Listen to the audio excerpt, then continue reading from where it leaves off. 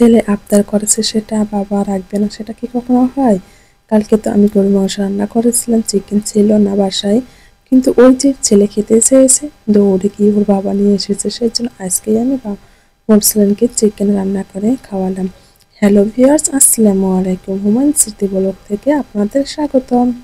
এই তো আজকে অনেক অনেকগুলো কাপড় কেচে নিয়েছি, এরপর কিন্তু রান্না বান্নাটা করছি। কালকে যে আমি গরুর মাংস রান্না করেছিলাম সেগুলো একটু রয়ে গেছে, সেগুলো এখন গরম করে নিচ্ছি। এদিকে কিন্তু আমি ভাতও বসিয়ে দিয়েছি, এখনও কিন্তু বলক ওঠেনি।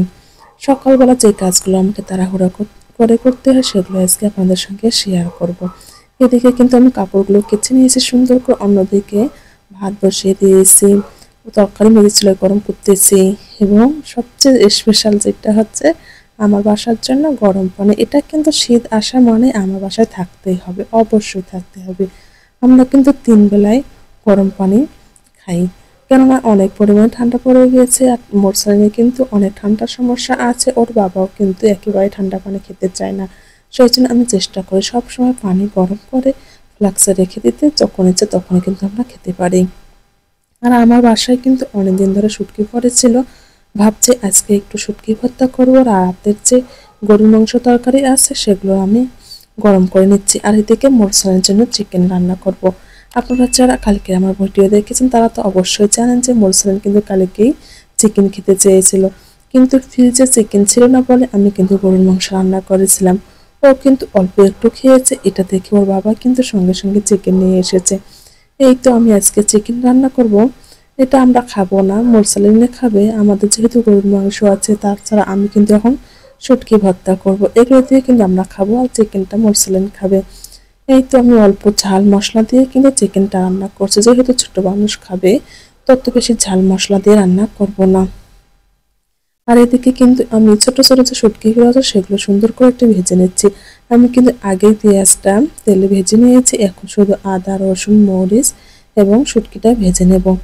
আমি কিন্তু বরাবর শুটকি খেতে একেবারে পছন্দ করতাম না আর আগে এটা, কিন্তু এখন জানি না আমার একটু ভর্তা খেতে অনেক বেশি ভালো লাগে। সেই জন্য ভাবছি শুটকি যেহেতু বাসায় আছে সেগুলো তো আর নষ্ট করা যাবে না, একটু শুটকি রান্না করে ছড়ে ভর্তা করে সবাই মিলে খেতে পারবো, তাই না? আর আপনাদের ভাইয়াও কিন্তু এই জিনিসটা অনেক কম পছন্দ করে, কিন্তু অল্প একটু ভর্তা করব, অনেক আনন্দ করে খাওয়া যাবে। যে কোনো জিনিস কিন্তু অনেকদিন পর খেলে কিন্তু অনেক বেশি ভালো লাগে। এই তো আমার রান্নাটার দিকে কমপ্লিট, একটু ঝোলের জন্য পানি দিলাম, কিন্তু এত বেশি আমি ঝোলটা খেয়ে দেবো না, একটু মাখা মাখা করে রাখবো, তাহলে কিন্তু খেতে একেবারে দারুণ হবে। এই তো এখন আমি রসুনগুলো সুন্দর করে বেটে নিয়েছি, এক এক করে সমস্ত কিছু কিন্তু আমি মাটির যে পাটনাগুলো থাকে সেগুলোতে নিয়ে নিয়েছি। আমি আজকে মাটির যে পাটাগুলো এগুলোতে ভর্তা করবো। এই ভর্তাগুলো আপনারা চাইলে কিন্তু ব্লেন্ডারে কিংবা যে শিলপাটা থাকে সেগুলোতে ভর্তা করতে পারেন। আর আমি ভাবছি শুটকি ভর্তা যেহেতু করছি, একটু ধনিয়া পাতা দিলে মনে হয় বেশ ভালো লাগবে। এই তো একটু ধনিয়া পাতা দিয়ে ভর্তাটা করে ফেলেছি। এইদিকে আমার মুরগি রান্না করা হয়ে গেছে, এখন আমরা কিন্তু মাছ ছেলে বসে খাচ্ছি। আর আমার কিন্তু শুটকি ভর্তা দিয়ে গরম গরম ভাত যেহেতু খেতে অনেক বেশি ইচ্ছে করছিল, সেই জন্য কিন্তু আমি শুটকি ভর্তা এবং গরম ভাত নিয়ে খেতে বসে গিয়েছি। এত মজা লেগেছে গরম ভর্তা, সরি গরম ভাতের সঙ্গে এরকম যদি একটু ভর্তা হয় তাহলে তো অনেক বেশি ভালো লাগে। এরপর আর কোনো ভিডিও শ্যুট করা হয়নি, এখন প্রায় 8টা বাজে। মরছেন কিন্তু এখন প্রাইভেট পড়ে এসেছে, ওকে আমি সন্ধ্যার পরে প্রাইভেটে দিয়ে আসি এবং 7:30 থেকে 8টার মধ্যে কিন্তু বাসায় চলে এসে, এই তো এসে কিন্তু খাবার খাচ্ছে। ওর নাকি আজকে অনেক বেশি ক্ষুধা লেগেছে, তো এসেই বলছে আম্মু আমাকে অনেক বেশি ক্ষুধা লেগেছে। আর এই খাবারগুলো কিন্তু ওর অনেক বেশি পছন্দের খাবার। এই তো আমার বাবাটা এখন খাবার খাবে, সবাই কিন্তু আমার বাবাটার জন্য অনেক অনেক বেশি দোয়া করবেন এবং মাশাআল্লাহ বলতে কেউ বলবেন না। সবাই ভালো থাকবেন, সুস্থ থাকবেন, আল্লাহর কাছে এই কামনা করে আল্লাহ হাফেজ।